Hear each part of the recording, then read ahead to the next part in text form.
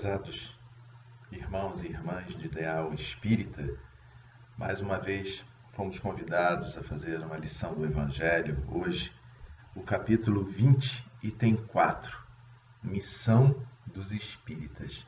Missão de todos nós. O tema hoje é bastante interessante.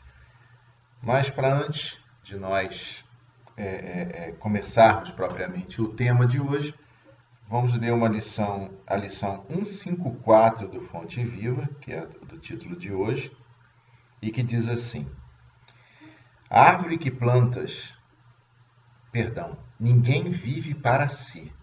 É uma passagem de Paulo que diz assim: porque nenhum de vós vive para si.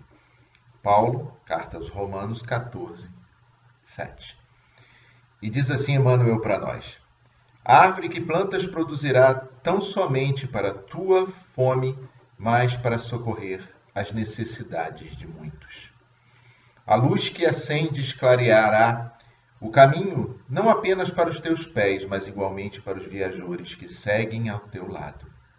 Assim como o fio de água influencia a terra por onde passa, as tuas decisões inspirarão as decisões alheias. Milhares de olhos observam-te os passos, milhares de ouvidos escutante a voz e milhares de corações recebente os estímulos para o bem ou para o mal. Ninguém vive para si, asseveramos divina mensagem. Queiramos ou não, é da lei que nossa existência pertence às existências que nos rodeiam. Vivemos para nossos familiares, nossos amigos, nossas ideias.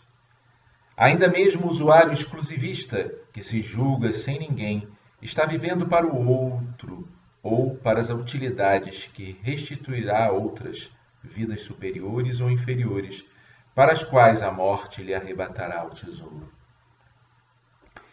Compreendendo semelhante realidade, observa o teu próprio caminho. Sentindo, pensas. Pensando, realizas.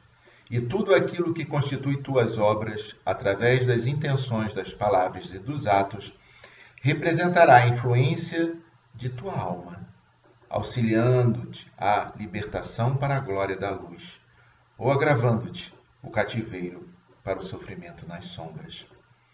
Vigiai, pois, o teu mundo íntimo e faze o bem que puderes. Ainda hoje, portanto, segundo a sábia constituição do apóstolo Paulo, ninguém vive para si. Uma mensagem belíssima do livro Fonte Viva. Vamos então unir os nossos pensamentos, onde quer que estejamos, e que possamos sentir a influência do plano espiritual maior, a nos amparar, a nos proteger, e que nesse momento possamos pedir a esse anjo guardião, que sempre está conosco, nos auxiliando nos momentos em que solicitarmos a sua presença. Que possamos contar com ele, com a falange amiga dos espíritos da paz, da luz, do amor. Que possam os nossos pensamentos, os nossos corações serenarem nesse instante, para podermos estudar o Evangelho segundo o Espiritismo. Esta obra que nos foi ofertada pelo nosso querido Kardec, para a nossa melhora, para o nosso crescimento. Assim, Senhor, que Tu possa estar conosco, amparando-nos, sustentando-nos, que o nosso querido patrono da nossa casa, nosso querido irmão Clarencio, possa também estar presente através dos seus benfeitores, trabalhadores do bem, da paz, do amor, mas que seja sobretudo com a permissão de Deus, o nosso Pai, que possamos dar por iniciado o estudo desse momento do Evangelho segundo o Espiritismo. Que assim seja, graças a Deus. Bom, como eu disse, capítulo 20, item 4, Missão dos Espíritas. É muito interessante que a mensagem, o capítulo, parece que é feito só para os espíritas, mais ninguém. Mas, na verdade, Paulo, nessa lição, Emmanuel, nessa lição 154 de introdução, ele nos mostra que cada um de nós, todos nós, de alguma maneira, somos exemplo. Exemplo para o bem, exemplo para o mal. E a missão que é intitulada nesse momento vem do Espírito Erasto, que ele nos fala sobre a missão do Espírito. E o interessante é que essa lição, se você for ler, a gente tem que ter muito cuidado nas nossas leituras. Assistindo uma live, um vídeo da nossa querida Anete Guimarães, eu descobri uma coisa que ela fala sobre a palavra, a simbologia, fala sobre a gramática. Na palestra eu descobri que eu não sei absolutamente nada da língua portuguesa. Então, mas nos mostrou a palestra de como é importante nós termos bastante cuidado ao lermos e ao escrevermos e ao nos expressarmos. Porque muitas vezes nós não sabemos, a maioria das vezes, nós não sabemos o que o outro está pensando. Diferentemente de Jesus, que a conhecia todos nós, toda pergunta feita a ele, ele respondia de acordo com a pessoa que perguntava, com o conhecimento que aquela pessoa possuía. Se era uma pessoa simples, respondia Jesus simplesmente. Se a pessoa já tinha um conhecimento, respondia mais sofisticado. Se a pessoa quisesse testar, ele com força, ele respondia com bastante força. Porém, respondia a todas as indagações, a todas as perguntas. E é isso que é importante. Por que eu estou dizendo isso? Porque nessa lição dos Espíritas, Erasto traz para a gente, primeiro, uma vontade enorme de um crescimento. Ele diz assim, não vos assusteis mais. Olha como ele nos incentiva. As línguas de fogo estão sobre vossas cabeças. É meio desesperador. Os verdadeiros adeptos do Espiritismo, vós sois os eleitos de Deus e de pregai a palavra divina. Então, ao mesmo tempo que ele dá um incentivo, né, para que nós continuemos nesse trabalho belíssimo de divulgação da doutrina espírita, ele também nos alerta que, né, línguas de fogo estão sobre nossas cabeças. E ele continua dizendo assim, é preciso, um trecho que eu separei, é preciso que regueis com o vosso suor o terreno em que tendes de semear, porque ele não produzirá nem frutificará, a não ser com reiterados esforços da enxada e da charrua evangélica. Ide e pregai. Então, ao mesmo tempo, ele nos alerta, ele nos dá a informação de que como nós precisamos estarmos atentos. Vigiar e orar, que disse Jesus, é importantíssimo. Por quê? Porque a todo momento nós temos essa tendência a falir, a errar. Ainda estamos muito apegados à matéria. Ainda estamos muito presos a essas sensações, a esses prazeres que nos chamam muito. E continua Erasto, num outro trecho que eu separei, diz assim, marcha, pois, para a frente, falange gloriosa de fé, e os grandes batalhões de incrédulos se dissiparão diante de ti, como a cerração da manhã aos primeiros raios do sol nascente.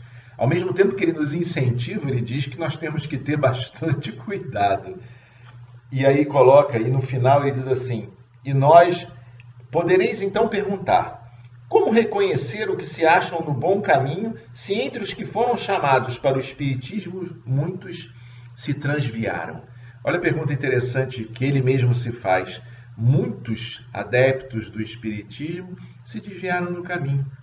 Como é que a gente vai saber, então? Olha o que ele responde para a gente. E nós vos responderemos. Podereis reconhecê-los pelos verdadeiros princípios da caridade, por eles ensinados e praticados. Pelo número de aflitos a quem levem consolação. Pelo seu amor ao próximo. Pela sua abnegação. Pelo seu desinteresse pessoal. Na verdade, a missão do espírita é se melhorar. Cada um de nós tem o dever, obrigação, de nos melhorarmos. E fazendo isso, nós automaticamente mostramos e somos exemplos para os outros, para o crescimento dos outros. A finalidade maravilhosa da doutrina espírita é essa. A doutrina espírita é boa para cada um de nós. Ela não é boa para você, para sua esposa, para o seu esposo. Não. Ela é boa para você. E é você que deve vigiar, é você que deve orar. Através da prece, nós entramos em contato com um plano maior, entramos em sintonia com os espíritos superiores. Mas isso para quê? Para nos melhorarmos, para conquistarmos o que tão falou Jesus para nós, que é o reino dos céus. Essa é a importância nossa, essa é a nossa missão. É a missão de cada um de nós. Não é só a missão do espírita, é a missão de todos. Nesse caso, Erasto fala para nós como espíritas. Mas a missão é de todos nós, sermos bons, melhorarmos sempre. Joana de Ângeles, no livro Jesus e o Evangelho à Luz da Psicologia Profunda, ela disse que nós temos um compromisso, nós espíritas, todos nós, temos um compromisso que não devem ser postergado. E ela fala assim, primeiro, proclamar a nova era. A nova era é o agora. São a boa nova, a notícia do Senhor Jesus que nos trouxe. A segunda é demonstrar a existência da lei de causa e efeito. É o que faz a doutrina espírita. Aqui você faz, aqui você recebe. É uma lei física que está intimamente ligada com a doutrina espírita. Terceiro, demonstrar a anterioridade do espírito ao corpo. Olha que coisa interessante. Ou seja, mostrar que nós não somos um corpo, nós só temos ele e que será entregue no momento da nossa morte. E que existe antes desse corpo um espírito imortal que está dentro de cada um de nós. E nós temos o dever de impulsioná-lo para o bem, para a frente, para o alto. E em quarto, demonstrar que uma conduta correta, um pensamento edificante e a ação no bem são incomparáveis recursos saudáveis para isso tudo, para qualquer credo religioso ou filosófico. Então, ou seja, Joana de Ângeles mostra para nós que o nosso crescimento se faz necessário não só por espírita. Então, ao lermos lá a missão do espírita, vamos interpretar que é a missão de cada um de nós. Sejamos nós espíritas convictos, que falamos sobre doutrina, mas fazemos a divulgação, ou sejamos nós os espíritas tímidos, que vamos só assistir às palestras, porém movimentamos esforços enormes para fazermos tudo o que a doutrina nos diz. Conta-nos uma história, Richard Simonetti contava uma história muito interessante, em que um excelente palestrante falava para todos, falava, e com o passar do tempo desencarna. E chegando ao plano espiritual, ele se vê numa condição não muito elevada. E de repente ele olha uma pessoa, uma senhora, com uma claridade enorme. E ele olha e ele fala assim, nossa, conheço a senhora.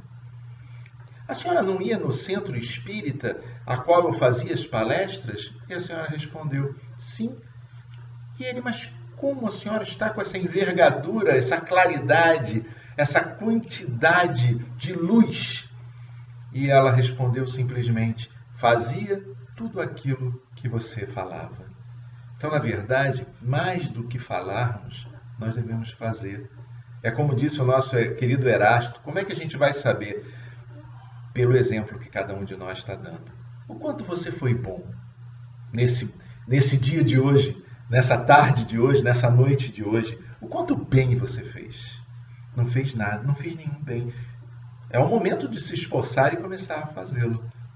É tão importante a doutrina espírita na nossa vida, porque ela nos mostra a importância de nós termos que nos melhorar, sermos bons. Para quê? Para encontrarmos, para irmos ter com Jesus. Mas como é que deve ser isso? qual é a finalidade do verdadeiro espírita? O que nós temos que fazer nessa encarnação? E aí eu me socorro, né, na pergunta 785 do Livro dos Espíritos, que diz: qual o maior obstáculo ao progresso? E a resposta, resumidamente falando, é o orgulho e o egoísmo. Então nós percebemos que o que nós todos temos que vencer é o orgulho e o egoísmo que ainda está dentro de nós. No capítulo 11, no item 11, Emmanuel fala muito bem, no Evangelho segundo o Espiritismo, Emmanuel fala muito bem sobre o egoísmo. E ele diz assim: o egoísmo, chaga da humanidade, atrasa o progresso moral, monstro devorador, filho do orgulho, fonte de todas as misérias aqui na Terra. O maior obstáculo que o homem tem para a conquista da felicidade. Então, Emmanuel já nos dá a dica de que para nós melhorarmos devemos ser menos egoístas. Quantas roupas nós temos dentro do nosso armário, guardadas há tanto tempo que não utilizamos? Quanto de nós podemos, quanto de nossos ouvidos podemos disponibilizar às pessoas que precisam? Essa é a pergunta que tem que fazer. Porque o egoísmo não está ligado somente às coisas materiais, está ligado também ao nosso tempo, às nossas possibilidades. E continua ele: é a vós, novos apóstolos da fé, continua Emmanuel, que os espíritos superiores esclarecem que cabe a tarefa e o dever de extirpar esse mal. Emmanuel coloca para a gente que nós temos o dever de acabar, de exterminar o egoísmo em nossas vidas. Precisamos, continua ele, expulsar o egoísmo dos nossos corações. No Evangelho, no capítulo 11, item 12, Pascoal também nos fala: com orgulho e o egoísmo que andam de mãos dadas, sempre haverá uma corrida favorável ao mais esperto. Evangelho, capítulo 11, item 8, é Lázaro que nos exorta: o amor resume inteiramente a doutrina de Jesus. Ele nos dá a dica. É Jesus, que é o caminho, a verdade e a vida. É Ele que nos ensina a como extirparmos esse orgulho e esse egoísmo, através do exemplo que o Cristo veio nos dar. Leon Denis, no livro No Invisível, ele nos diz que elevar o nosso sentido fugindo às coisas materiais. Olha que coisa importante. Nós temos que elevar os nossos sentidos, os sentidos para as coisas espirituais, fugindo às coisas materiais. E como é importante que, porque nós ainda não estamos, né, nós fazemos as buscas pelas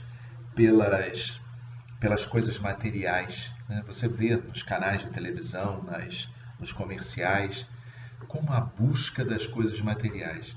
Mas nós somos contra as coisas materiais, ao luxo? Não, não é isso. O problema é que essas mesmas coisas nos atrapalham nas conquistas morais que devemos ter. Muitas vezes, na busca desenfreada pelas coisas materiais, nos perdemos moralmente falando. Por quê? Porque ainda estamos muito arraizados. A questão 922 do Livro dos Espíritos, ela nos impacta com tanta força, dizendo que é a necessidade das coisas materiais. A pergunta 922 é a felicidade. O que é a felicidade? E os Espíritos respondem: é a tranquilidade do seu pensamento, e fala-nos também que é a necessidade das coisas que nós temos materiais. Nós temos que nos utilizar das coisas materiais com somente o necessário. O supérfluo, o desnecessário, nós temos que fazer o máximo para abandonar. Mas, Luiz, isso é fácil? Não, não é. É uma dificuldade imensa. Até hoje, ficamos nessa dificuldade. Mas o que nós devemos fazer? Estudarmos, seguirmos os ensinamentos do Cristo. E quando os desânimo, a tristeza nos vier aos nossos corações, vamos buscar Jesus e vamos indagar dele o que devemos fazer. Como fizeram os apóstolos em Jesus no Lar, onde nos conta o nosso querido Nélio Lúcio, ele mostra que Jesus fazia o culto evangélico do lar. Reunia todos e liam as Escrituras e aí comentavam sobre o que tinha ocorrido naquele dia. E interessante na lição, melhor dizendo, 38 desse livro belíssimo Jesus no Lar, o argumento justo. Olha que coisa interessante para todos nós que nos encontramos às vezes na dificuldade, na dúvida. Olha que lição poderosa. À noite em casa de Simão, peço licença para ler, transparecia um véu de tristeza na maioria dos semblantes. Tadeu e André, atacados horas antes nas margens do lago por alguns malfeitores, viram-se constrangidos à reação apressada. Não surgira consequência grave, mas sentiam-se ambos atormentados e irritadiços. Quando Jesus começou a falar acerca da glória reservada aos bons, os dois deixaram transparecer, através do pranto discreto, do choro, a amargura que lhes dominava a alma, e não podendo conter-se, Tadeu clamou aflito: Senhor, aspiro sinceramente a servir a boa nova, contudo, sou portador de um coração indisciplinado e ingrato. Ouço contrito as explanações do Evangelho. Lá fora, porém, no trato com o mundo não passo de um espírito renitente no mal. Lamento, mas como trabalhar em favor da humanidade nestas condições? Muitos de nós podem perguntar, né? Acontece o mesmo conosco. Adentramos a casa espírita, ouvimos, saímos maravilhados. No momento que pisamos lá fora, vem um homem velho e não consegue. A reforma fica difícil, a reforma moral. Mas continua. Embargando-se a voz, adiantou-se André. E André falou ao mestre: Que será de mim? Ao seu lado sou ovelha obediente. Entretanto, ao distanciar-me, basta uma palavra insignificante de incompreensão para desarmar-me. Reconheço-me incapaz de tolerar um insulto ou a pedrada. Será justo prosseguir, ensinando aos outros a prática do bem imperfeito e mal que me vejo? É a nossa dúvida. Ainda somos tão mal, como vamos falar de Jesus? Calando-se André, interferiu Pedro, considerando: Por minha vez, observo que não passo de mísero espírito endividado e inferior. Sou o pior de todos. Cada noite, ao me retirar para as orações habituais, espanto-me diante da coragem louca dentro da qual venho abraçando os atuais compromissos. Minha fragilidade é grande, meus débitos enormes. Como servir aos princípios sublimes do novo reino, se me encontro assim insuficiente e incompleto? São as nossas dúvidas, né? Pedro nos cala profundamente, porque ao mesmo tempo em que ele andava sobre as águas, com a fé que ele tinha em Jesus, ele ao mesmo tempo afundava. Tinha um coração bom, mas tinha muita dúvida, como todos nós temos ainda. A palavra de Pedro juntou-se a de Tiago, filho de Alfeu, que asseverou abatido: Na intimidade de minha própria consciência, reparo quão longe me encontro da boa nova, verdadeiramente aplicada. Muita vez, depois de reconfortar-me ante as dissertações do mestre, recolho-me ao meu quarto solitário para sondar o abismo de minhas faltas. Há momentos em que pavorosas desilusões me tomam de improviso. Serei na realidade um discípulo sincero? Não estarei enganando o próximo, torturando-me a incerteza? Quem sabe, se não passo de reles mistificador. Esse companheiro, né, o nosso querido Tiago, ele ainda pensa que ele não consegue fazer tudo aquilo que o mestre exorta. Será que ele não é um mistificador? Quantos de nós, espíritas, às vezes pensamos isso? Temos essa dúvida que nos alcança. Outras vozes se fizeram ouvir ao cenáculo, desalentados e cheios de amarguras, cheios de tristeza. Jesus, porém, após assinalar as opiniões ali elucidadas entre o desânimo e o desapontamento, sorriu, tocado de bom humor, e esclareceu. Em verdade, o paraíso que sonhamos ainda vem muito longe, e não vejo aqui nenhum companheiro alado. Olha a colocação de Jesus, né? Estamos longe ainda do paraíso, do reino de Deus. A meu parecer, continua Jesus, os anjos na indumentária celeste ainda não encontraram domicílio no chão áspero e escuro em que pisamos. Somos aprendizes do bem. Olha o carinho do Mestre. A caminho do Pai. E não devemos menoscabar a bendita oportunidade de crescer para Ele, no mesmo impulso da videira que se eleva para o céu, depois de nascer no obscuro seio da terra, alastrando-se compassiva para transformar-se em vinho reconfortante, destinado à alegria de todos. Mas, se vocês se declaram fracos, devedores, endurecidos e maus, e não são os primeiros a trabalhar para se fazerem fortes, redimidos, dedicados e bons em favor da obra geral de salvação, não me parece que os anjos devam descer da glória dos cimos para substituir-vos no campo de lições da terra. O remédio, antes de tudo, se dirige ao doente, o ensino ao ignorante. De outro modo, penso, a boa nova de salvação se perderia, por inadequada e inútil. Olha que ensinamento maravilhoso de Jesus. A boa nova é para todos nós. Nós que ainda não conseguimos desenvolver essa bondade que temos latente dentro de nós. Deus existe dentro de nós através dessa centelha divina. E a boa nova veio para nós, espíritos endividados, espíritos ainda se arrastando na expiação. Porém, apesar das nossas tantas dificuldades, apesar dos nossos tantos vícios, nós temos essa boa nova. E não importa, erramos, tropeçamos, caímos, vamos nos levantar, vamos ajudar, vamos nos melhorar.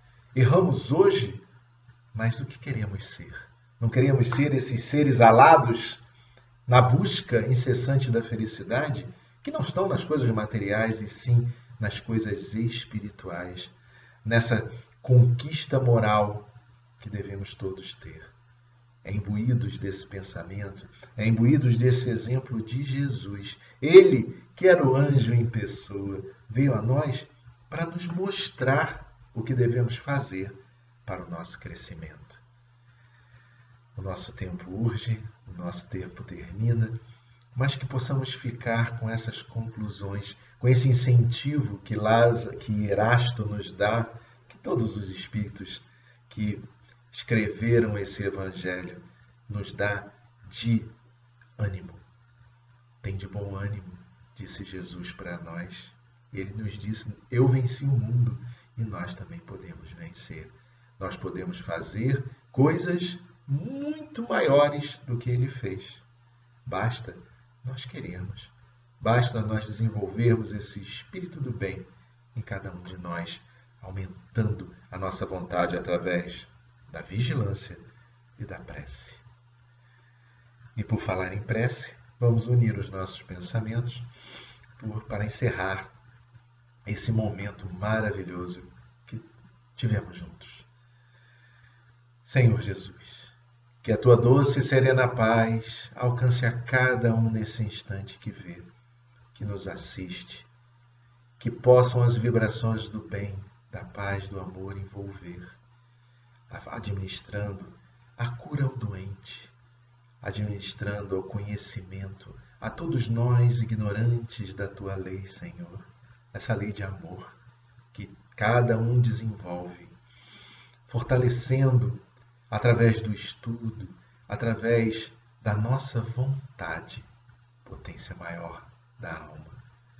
Que nesse instante, Jesus, com a tua permissão, com a proteção dos amigos espirituais que nos auxiliam sempre, nossos anjos guardiães, com a permissão do nosso querido Clarencio, patrono da nossa casa, mas que seja, sobretudo, com a permissão de Deus, o nosso Pai, que possamos dar por encerrado esse momento de estudos. Que a tua paz alcance a todos nós, que muito, muito precisamos de ti, Senhor.